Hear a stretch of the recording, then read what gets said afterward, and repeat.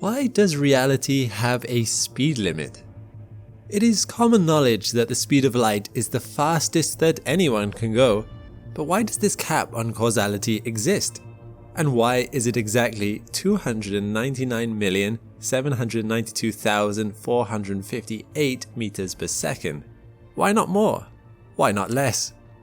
If you're like me, you've wondered about these strange properties of light, but recently I think I might have found an answer, and it lies in hyperbolic geometry. And the more I've considered it, the more it's blown my mind. I'm McColgan and you're watching Astrum. Join with me today for the third part in our series on the unseen world, and bring together what we have learned so far to try to answer some of the biggest questions about why our universe is the way it is. Before we begin, I should mention that this is a continuation of a model that is being developed in collaboration between me and my brother, which we began in this video about 4D space, and continued exploring in this video about the shape of our universe. If you haven't watched those videos yet, I would highly recommend you check them out, as we will be blending both concepts together in this video. Check the links in the description or the top right if you need a refresher. With that out the way, let's talk a little bit about light. There is an interesting observation we can make about light. From an external perspective, it appears as if light is traveling at 299,792,458 meters per second. This is true no matter what perspective you look at it from, whether you are at standstill, whether you are moving towards it or away from it. It always looks as if it is traveling at this speed. However, there is a single interesting exception to this rule which had always puzzled me: the photon's perspective. Einstein has proven that for an object traveling at light speed, time would slow down so much that it would be at zero. If you were to suddenly start traveling at the speed of light towards Jupiter, you would notice zero time passing, but would observe that you have traveled 679 million kilometers. And then would promptly die of the lack of air, the punishing g-forces, and the friction burn along the way. But what happens if we try to calculate your speed using these figures? Well, speed is distance over time, so 679 million divided by 0 equals... If you tried plugging this into your calculator, you would quickly run into an error here. Calculators do not like dividing by 0. This is because the smaller the denominator becomes on a fraction, the larger the total number becomes. If you reduce the value of the denominator all the way down to 0, the only way this can work is if your total answer becomes infinity. If you travel for 0 time over any distance greater than 0, you have just traveled at infinite speed. So from light's perspective, it is traveling infinitely fast, not at 299,792,458 meters per second. Let's call that c from now on. So why is it that everyone else detects light traveling at c, but light thinks it's going infinitely fast? What I'm about to share is one possible theory. It's going to involve a 4D hyperbolic space. That's quite a mouthful, so let's take our time exploring this space so we know what we're talking about. To quickly recap on the rules of a 4D space, let's imagine that all of 3D reality has been compressed into a single flat line traveling horizontally across space. This leaves us free to make everything up or down in this space into the future or the past. To put it another way, the x-axis represents moving through space and the y-axis represents moving through time. This is how we can get the extra dimension, our fourth D. Here in 4D space, time is simply another direction we can go in. Hyperbolic might sound a little intimidating too, but simply put, all it means is that the lines diverge away from one another, always.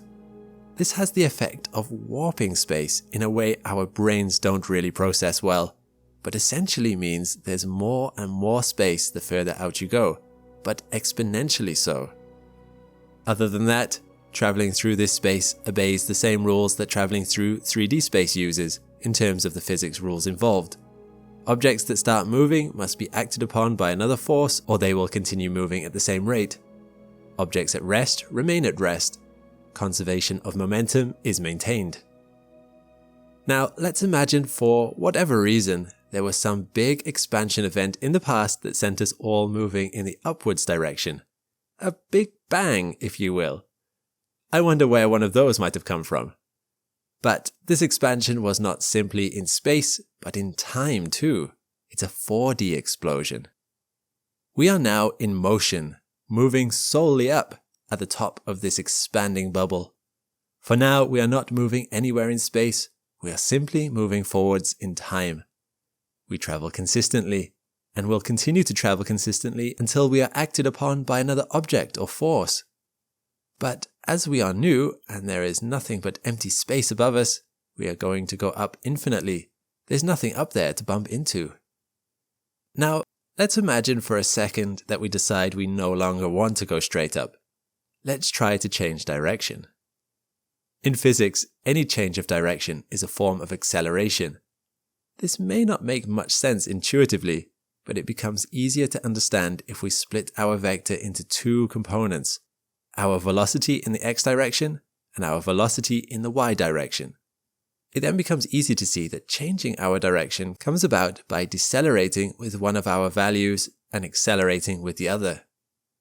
We don't have to change both values though. Let's just give ourselves a little impetus in the x direction. Obviously, the more we are pushed, the faster we are going to travel, and the more our total vector begins to lean towards a perfect horizontal line. The size of our vector increases. However, let's say that we want to go faster.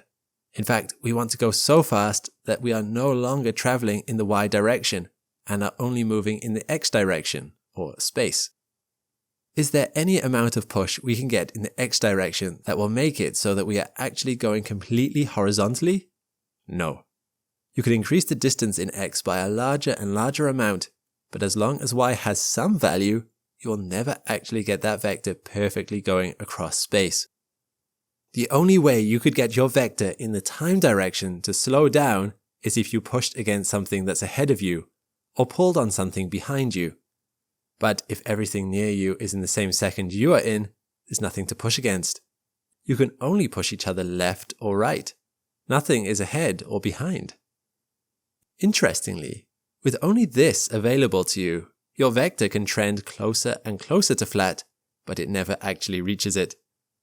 And increasing your speed produces diminishing returns on how much flatter you can get your vector. You have a limit. You would essentially need to go infinite speed to approximate a flat line, and to go infinite speed, you would need infinite energy. Difficult to get your hands on. Of course, this is where the idea diverges from reality. There's nothing here so far that imposes a speed limit on our model. You should easily be able to go faster than the usual light speed limit. With infinite energy, you could go 3 billion meters per second, or 3 trillion. But in the real universe, we don't see that. Everything normally seems to be capped at c. There is a similar trend where the more energy you put in, the less additional speed you get, but that occurs at close to light speed, not infinite speed. So our 4D model seems to have failed. But this is not regular 4D space. This is a hyperbolic 4D space. Let's observe what happens when you try to travel at near infinite speeds when the lines start to bend. Here you have zoomed along at a speed that's as fast as infinite as you can imagine. Speed is a tricky little concept here, but let's say that from your perspective you covered a distance of 400 million meters in a second. So faster than the speed of light. What happens? Well, you hit this little curved line over here. Although it is bent to be almost a C shape, if you follow the line down, you will see that it is a timeline, not a space line. And because it is a hyperbolic space, there is more here than meets the eye. Let's jump over to that point and see where we ended up. Although in our movement vector, by our origin we only traveled 1 square high, by our end destination we have ended up at a point multiple squares high. By taking a journey sideways, and by only experiencing a second of forward momentum through time ourselves, we have ended up many seconds into the future. We have taken a shortcut into the future. This is what we observe in the real world. Objects that move at great speed seem to suddenly experience reduced time. They believe only a few seconds have passed, but far more time can occur to an external observer. And suddenly it really throws off our maths. Because how does an external observer record our speed? If we started at an origin point of 0, but ended at an origin point that's 10 seconds into the future, they have to say that we have travelled 400 million meters in 10 seconds for a speed of 40 million meters per second, far below the speed of light, no matter what we thought we were doing. Which is kind of like what light seems to be experiencing. And the faster you push yourself in the x direction, the more you encounter the warping effects of hyperbolic geometry, and the more it keeps pulling you back towards the speed limit cap of the universe. It will never let you exceed it. This explains why there is a cap to the universe. Not even light, which as far as it is concerned does travel infinitely quickly, would be able to overcome it, provided the base we were resting on was ever so slightly curved. As soon as the photon slid onto the plane that was space, it would get swept up in the curvature of this hyperbolic 4D space. It would trace the limit of it, true, but it would get caught in it. And then, from our perspective, it would start to look as if we were simply moving uniformly at a speed of c. After all, we would see it leave, and then we would time how long it would take to arrive at its destination. It doesn't matter for us that it believed it had arrived there instantaneously by taking a shortcut through time. We would just record it as having arrived after some time had passed. So there you have it. Why is there a speed limit for our universe? Perhaps because space is curved and our 4D space is hyperbolic. At least, so claims this theory. It is, it must be stressed, just a theory. It's possible that smarter people than me in the comments will explain why this is wrong. However, it does neatly explain to me why time dilation happens and why reality has a speed limit, which I find quite appealing. In fairness, perhaps the only way to test it would be to try to go faster than the speed of light, and we have never gotten close to that speed. The fastest a human has ever gone is 11,083 meters per second, when NASA astronauts returned in a spaceship from the moon. It would require incredible amounts of energy to travel c from our perspective. If it is true though, it would provide firm evidence that our universe really was hyperbolic in nature, and sadly quash any hope of us traveling backwards in time at any point. So, sorry time travel fans. But at least we can console ourselves that although we probably can't travel to the past, traveling through shortcuts to the future is definitely within the realms of possibility. What is time? In this channel, we've talked a lot about time. As black holes warp space around them, we've learned that time slows down. We've discovered the time-influencing effects of gravity and even how the James Webb Telescope can peer through time to the distant past by taking advantage of the fixed speed of light. All this makes sense so far, but what actually is time? You can't taste it, touch it, or feel it, yet time has an unstoppable influence on us and is pushing us forward whether we like it or not. Doesn't something that impacts everything we do deserve some additional understanding?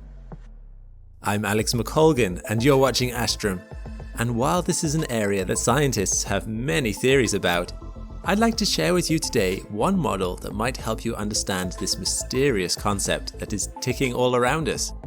By the end of this video, we are going to have a possible explanation for why time slows down as velocity increases, and why shapes warp when undergoing velocities close to the speed of light. This video is a collaboration with my brother, based on recognized scientific theory, where we have taken scientific concepts and combined them into something you may not have seen before. But before we get to that, we have to begin with one foundational idea. Time is actually another dimension. Now, before you double check that you haven't logged into some sci-fi channel by mistake, let's discuss what I mean by dimensions.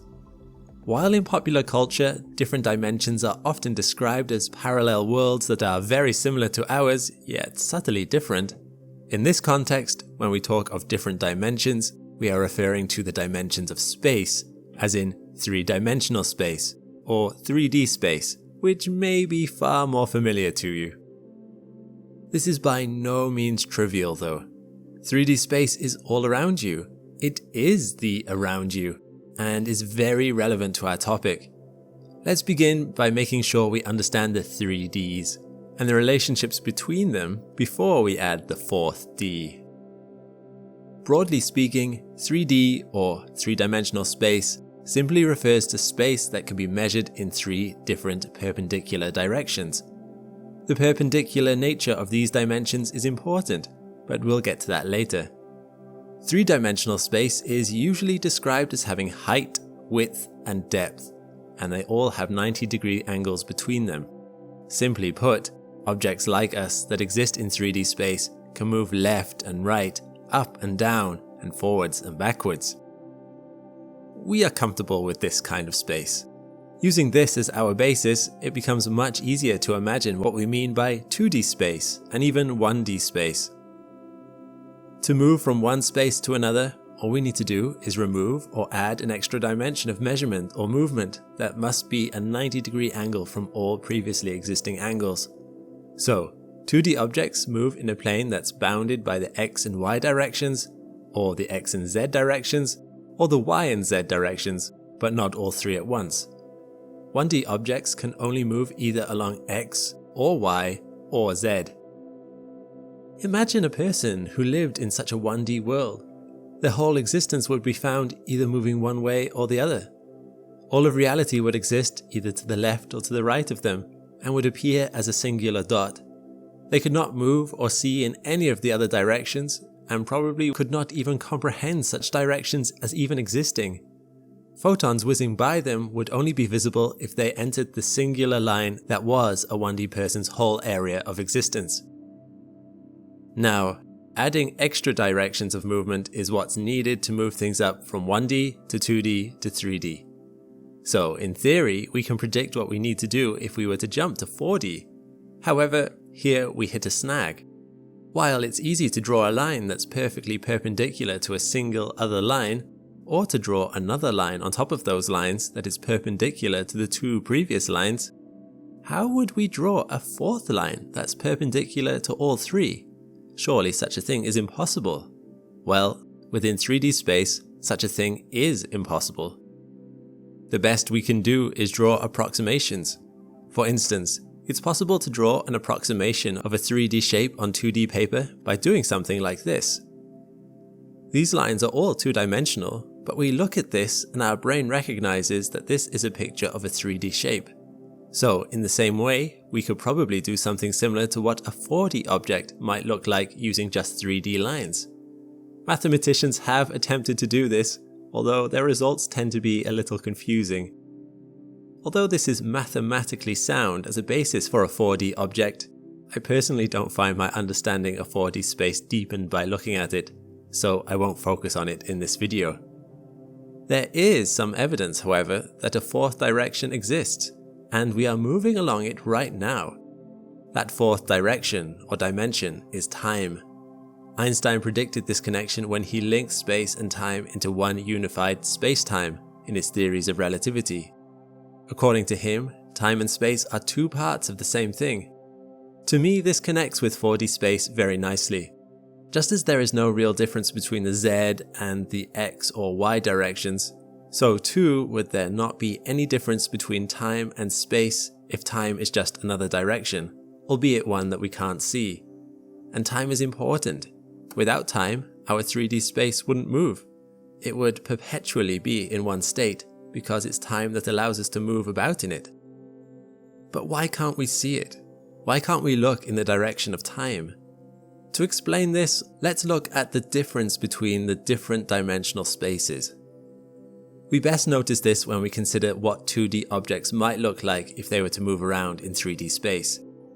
This is where we start to delve into the model. Let's begin by visualizing a standard 3D space.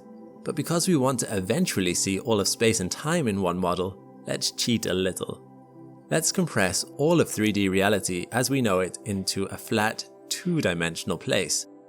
In this plane, Let's make that our XY plane, which we will label space, which frees up the Z dimension for time. In this model, all 3D people are now just 2D. A 2D person could exist and live their lives in the place marked space at the bottom of our chart. However, by moving them up on the chart at a constant rate, they are also moving through time. Let's for ease and convenience say that the top of our diagram is the future, while the bottom is the past. So the higher up our 2D person goes in this diagram, the older they get. As we don't seem to have a whole lot of control over our ability to travel through time, let's imagine for a second that our 2D person travels upwards at a constant rate, as if there is some consistent force or wind at play pushing them upwards towards the future. Sadly, we cannot slow down time for ourselves simply through willpower, no matter how much we might want to do so. However, it is misleading to say that we can't change it at all. The faster we travel in space, the slower we travel in time. This is one of the guiding principles of Einstein's relativity. This model can express this idea through the power of vectors. As our 2D person tries to move to their left or to their right, their vector of travel changes. While traveling at a fixed rate, like a sail on a ship catching a breeze, we can only go as fast as the wind takes us, so the vector coming out from their front must always remain the same. To travel the fastest through time, our 2D person must orient his vector completely in the future direction or upwards. However, if they are to travel any amount in either direction to their sides, they can only do so by pointing their vector away from their direction of travel. They have motion in the X direction now, but they have done so by reducing their motion in the Z direction. They are moving through space, but at the cost of moving a little slower through time. Taking this to its furthest extreme, our individual has completely flipped on their side and now only has motion in the direction of X and none in the direction of Z. They have velocity in space, but not time. So I suppose this implies our vector is the speed of causality, or the speed of light. If this is the speed we're talking about, then moving at low speeds through space would not have any noticeable difference in our speed through time. We'd have to go really fast before we started to notice anything. The vector still mostly points upwards. An interesting result of this model is that, from the 2D man's perspective, nothing has really changed. He has his own view of what reality is.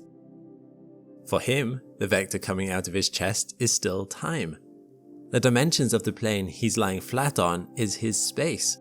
To him, it's the rest of the universe that's gone a little weird, but he himself is perfectly normal. However, once he reorients himself, it is clear that the rest of the universe has moved on without him. This is clearer if we add a second 2D person. Initially, both of our individuals do not move in space. All of their vector is pointing in the direction of time. Nothing that strange seems to happen so far. However, if our stick man on the right turns and vectors at near the speed of light for a bit, then reorients himself, while the second 2D man on the left just stays where he is, it becomes clear that our 2D men have not moved at the same rate through time.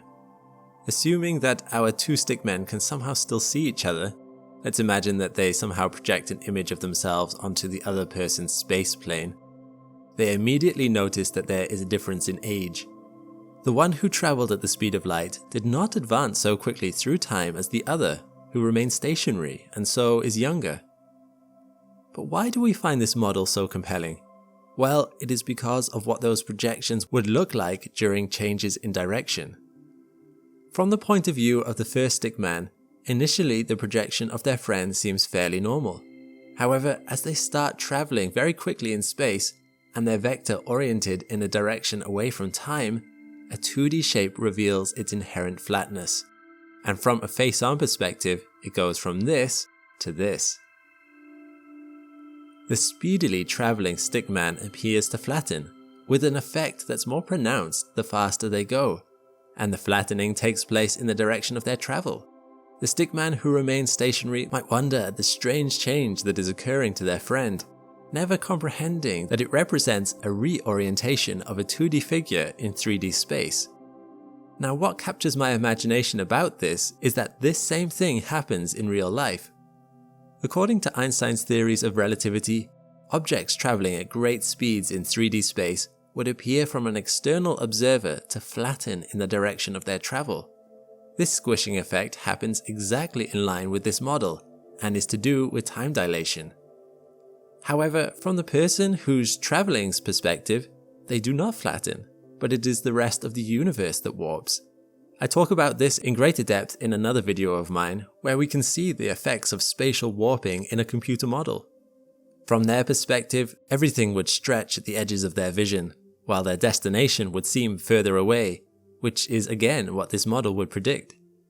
The only difference is that in this model we're just exploring a 2D object stretching, so the stretch is only in one direction, while in real life it's 3D, which means it stretches in 2 directions instead. But that is what you might expect as you turn away from our conventional 3 dimensions and start orienting yourself away from time. But if this is correct, so what? Why does it matter? If time is truly a direction, then it deepens our understanding of the universe. It also raises more questions. What is the force that pushes us ever forward in time? Why does it seem that we can never move against it? Although in this model there is no reason why a vector could not point downwards, in real life that doesn't seem to ever happen. This model also answers the question of, if time is a direction, what is our shape in time? Does part of us protrude into the past or into the future? According to this model, that does not happen. We are flat pancakes in the 4th dimension, pennies that look round when you look at us head on, but revealing our thinness when we turn away from you. That's a strange thought, but it may just be true. This might explain why we are unable to see through time. We just don't extend enough in that direction for it to be visible. Your form might be quite different than you first thought. Of course, this model is just a theory of ours, although we have tried to base it on scientific observations and conventional theory. But what do you think? Does this model help you make sense of time as a 4th dimension? Please leave your ideas in the comments below on the nature of time and what it might actually be instead. I hope to explore more strange concepts like this in a new series called The Unseen World, where I want to explore the shape of reality around us. While it's normally invisible to us, the shape and dimensions of the universe can explain why things are the way they are, and I'm excited to explore it with you. If you are interested in it, let me know.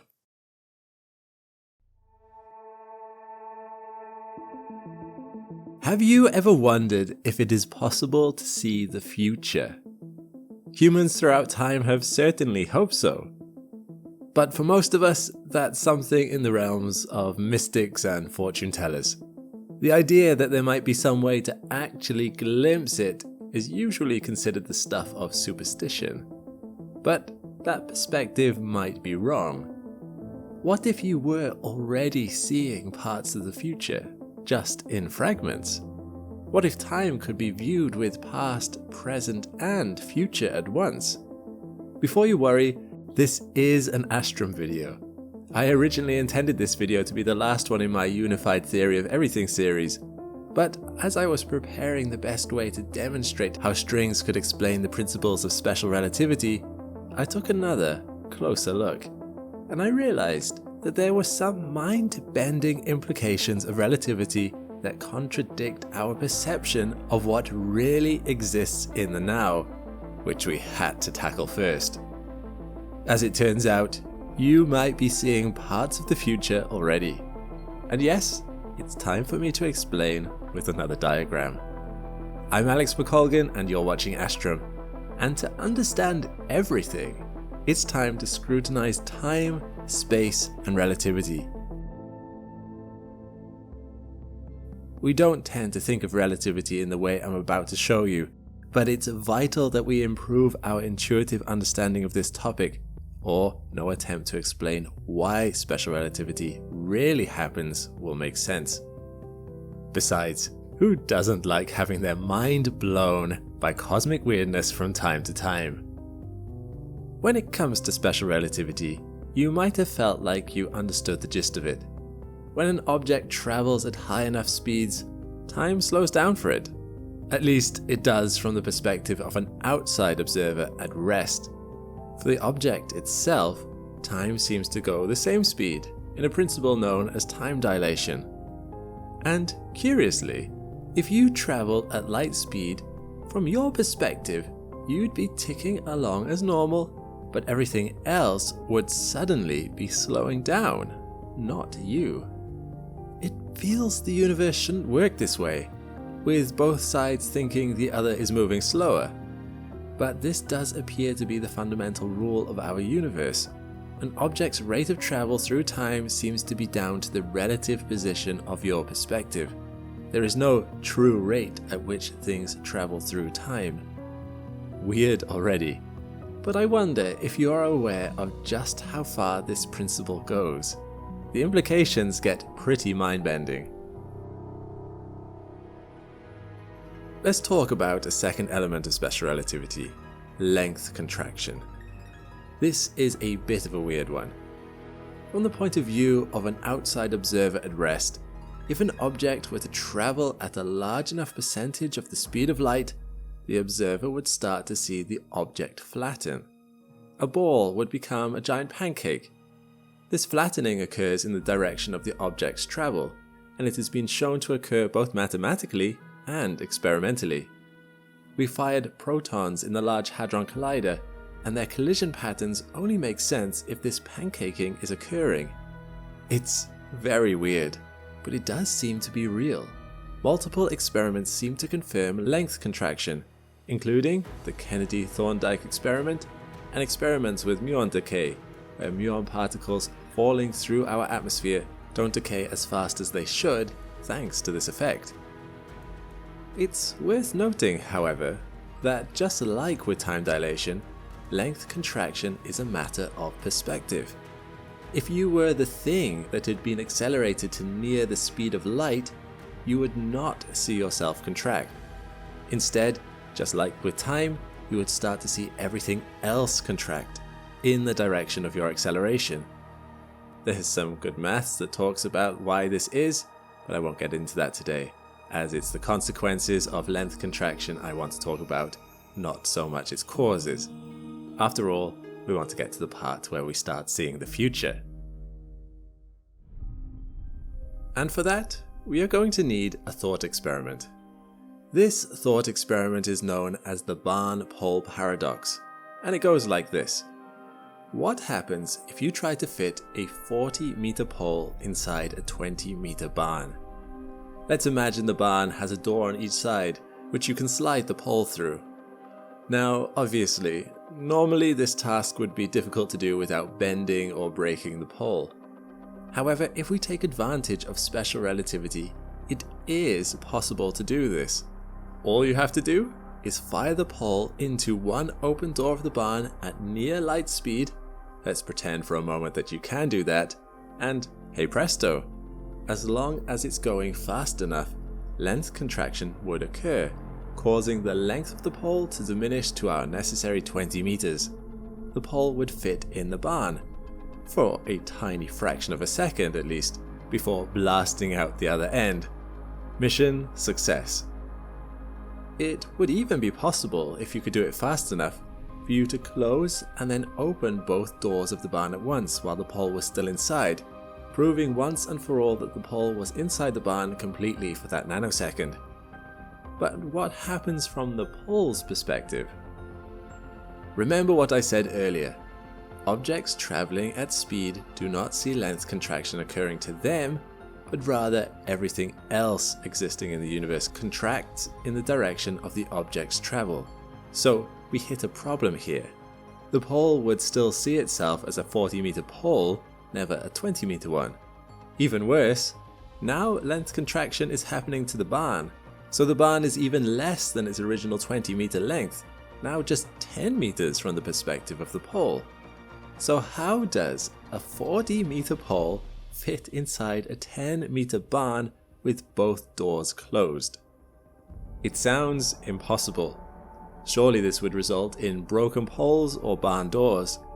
But this is not what the barn sees. So how can two different observers looking at the same event see two completely different things happen? Have we entered a state of quantum superposition, where the pole is both in and not in the barn? Are we about to split apart the universe into different multiverses? Or is special relativity wrong? No. Our perception of reality is wrong. There is an answer to this, but you're not going to like it. Watch closely.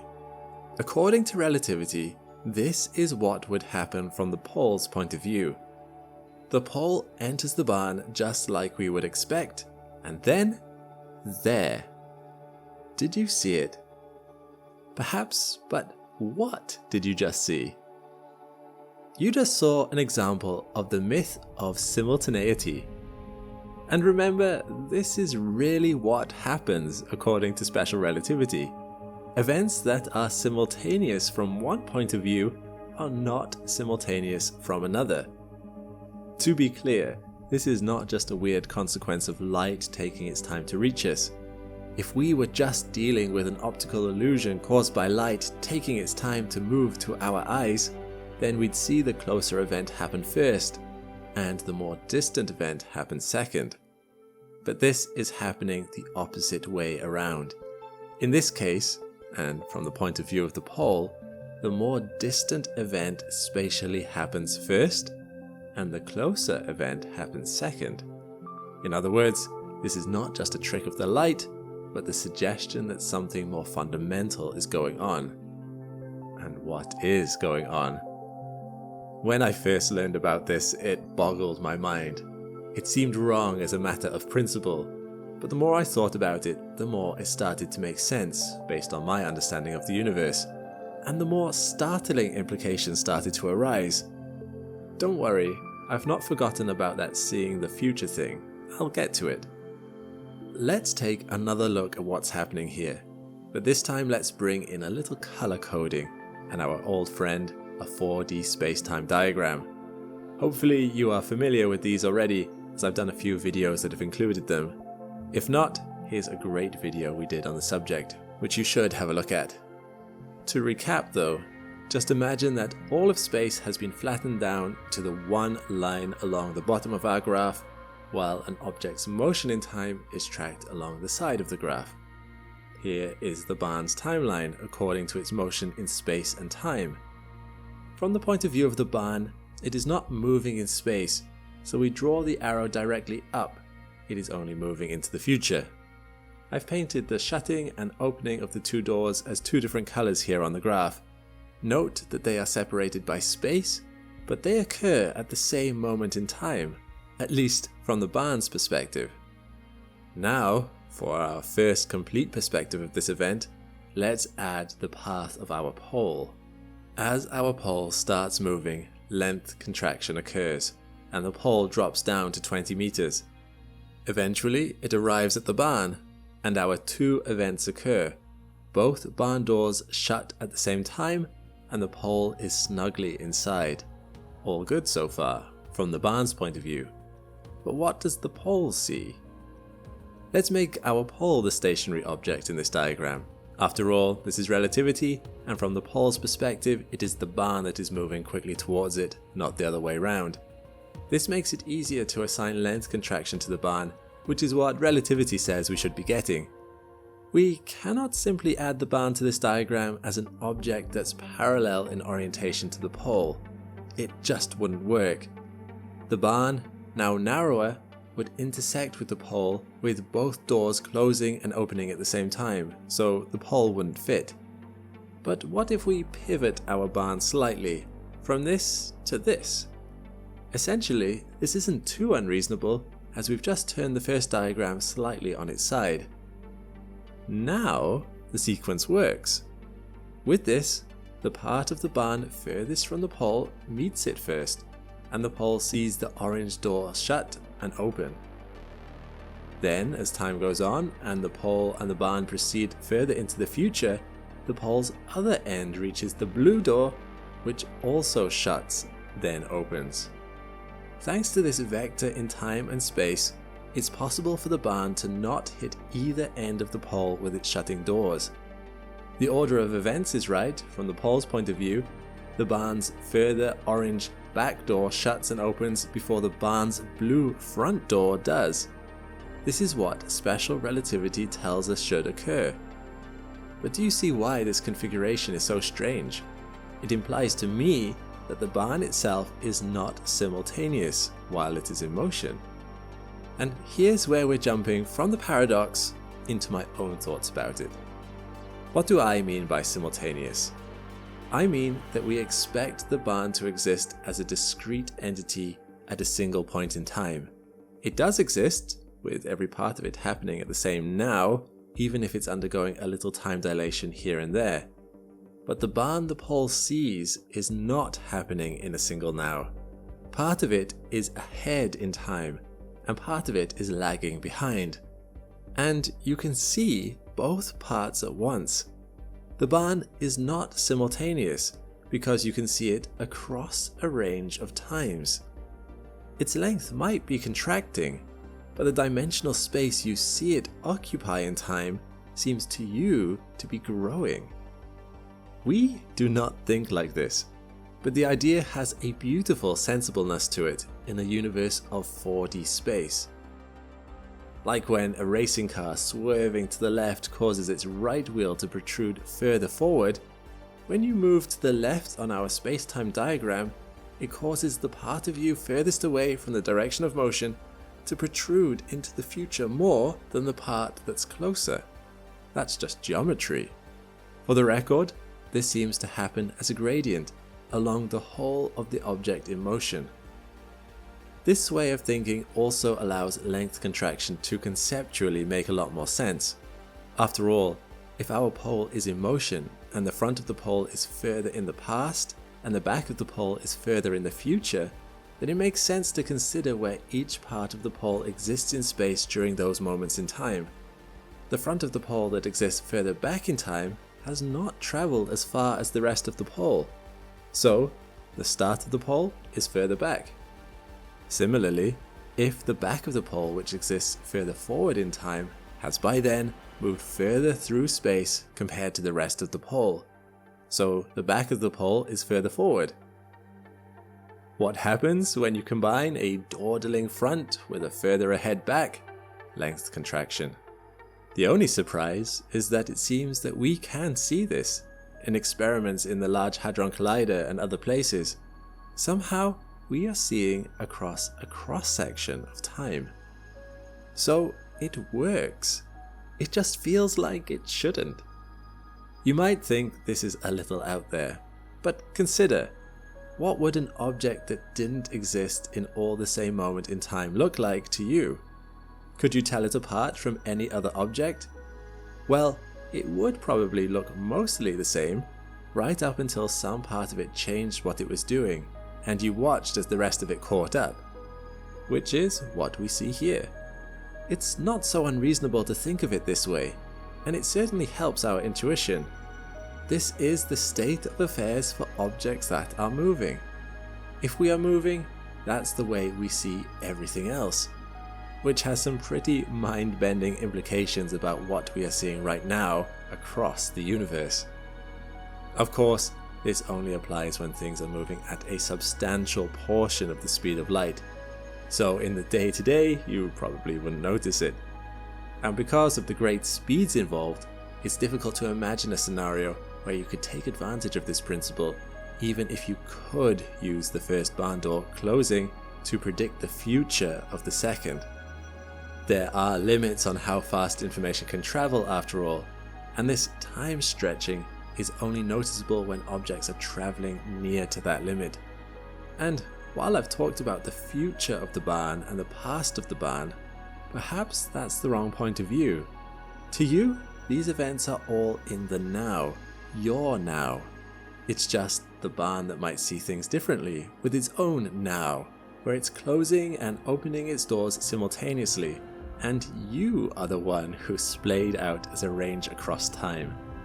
But it just causes me to think about the universe in a very different light. Space and time really are just a matter of perspective, because there is no one true now. There's just your own personal path and the paths other objects take in 4D space. And just because I see time as being one thing in my reference frame doesn't mean it works that way for you in yours. In yours, time might just be more space. So, when I finally release part 4 of my unified theory of everything, that is the strange universe that I will be trying to explain.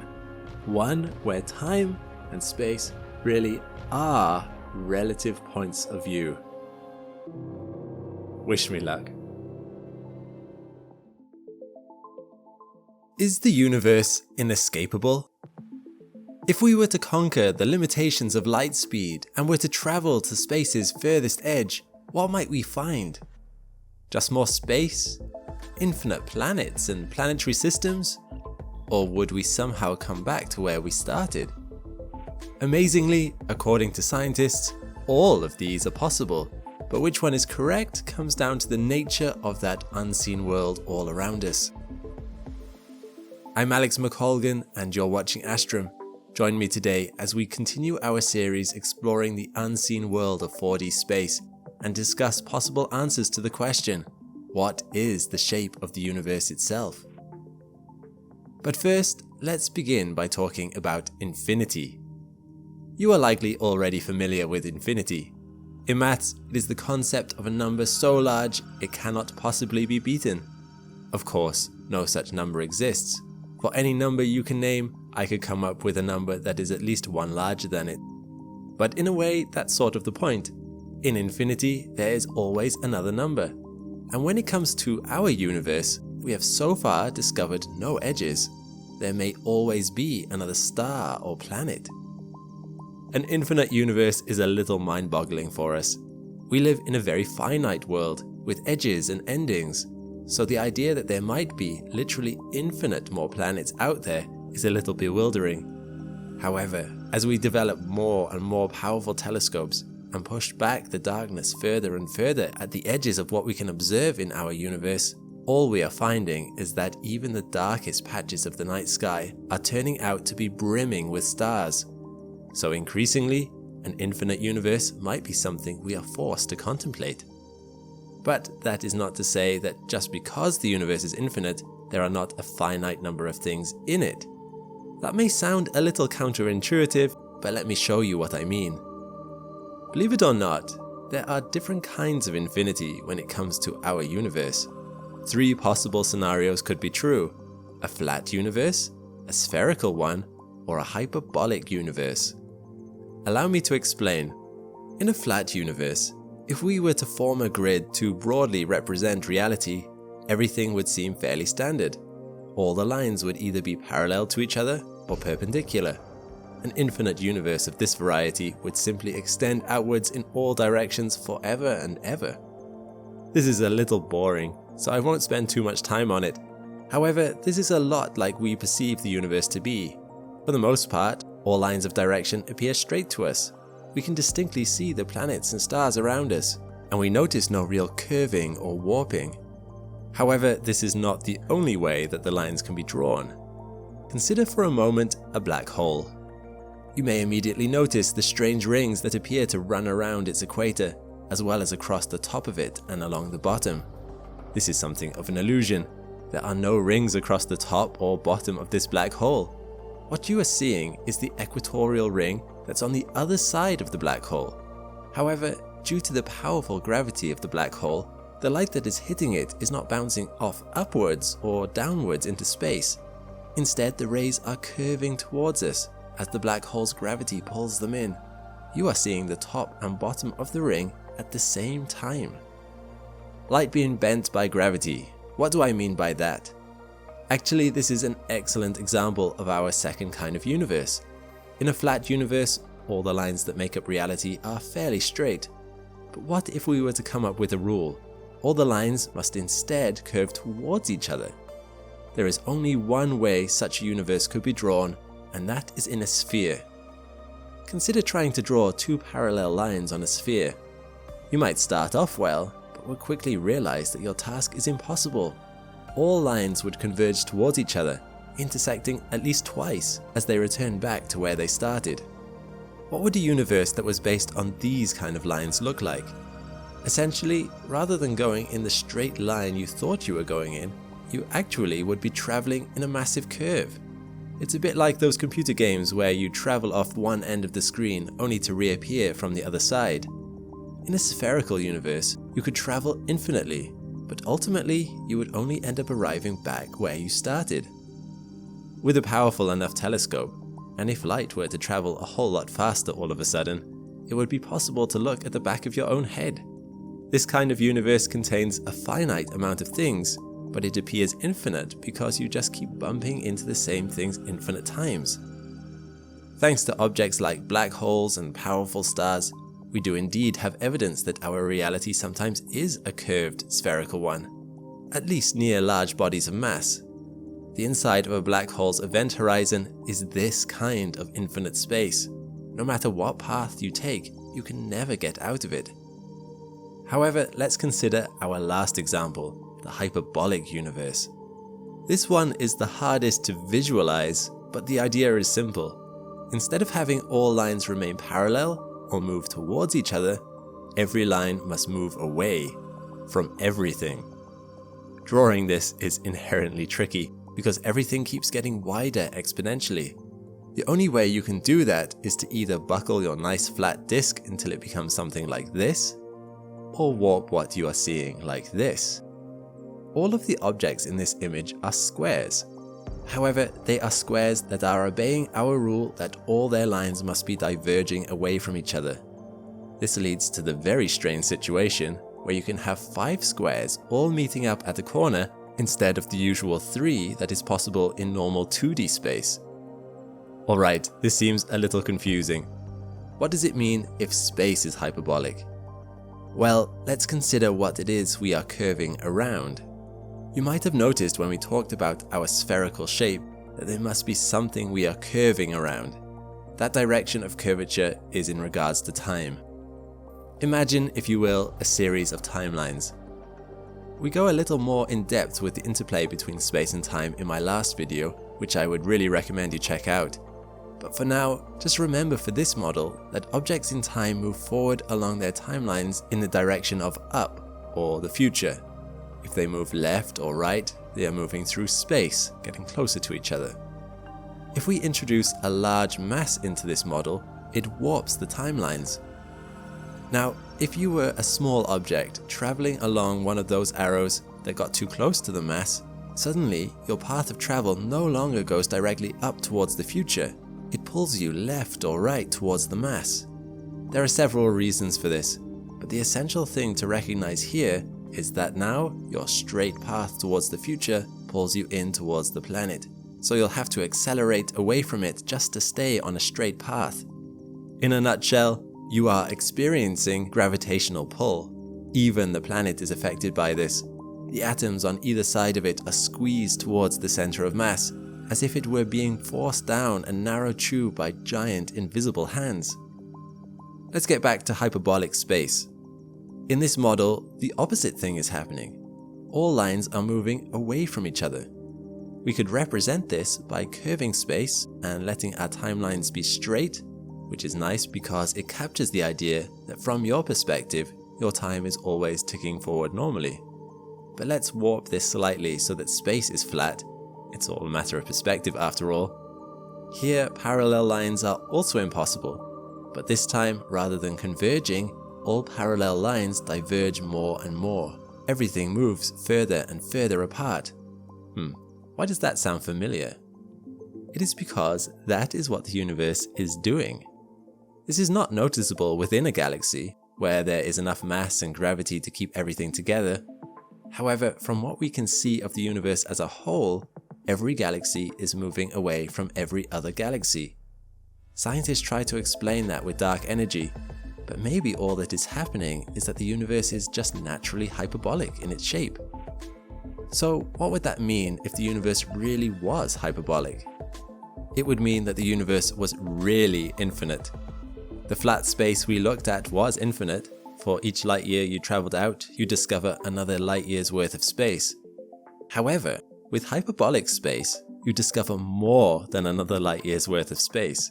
It's like opening infinite doors, except inside each door are 2 new ones.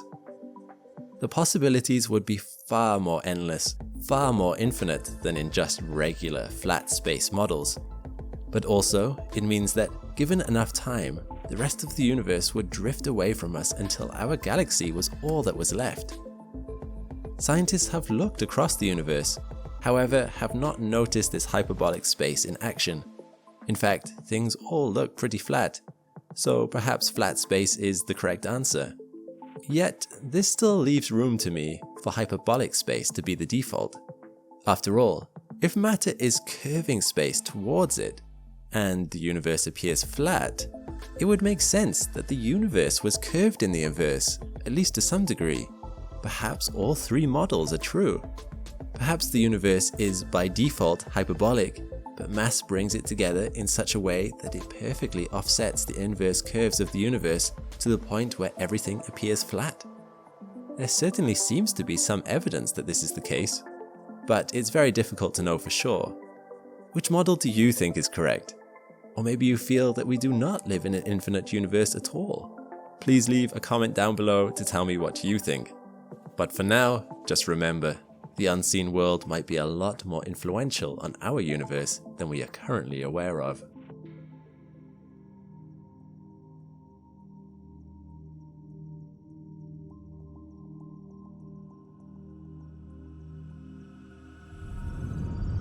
You may have noticed this video didn't have any sponsors, and that's because it was brought to you by our astronauts on Patreon. Consider joining our Patreon to keep these videos thriving, even when they're sponsor-free. It's the reason we can research deep into the topics we love, without cutting corners or chasing clicks. Every new astronaut allows us to explore bigger ideas, and make every upload even better than the last. So if you've ever thought about being a bigger part of this channel, join the crew to power Astrum and keep space curiosity alive.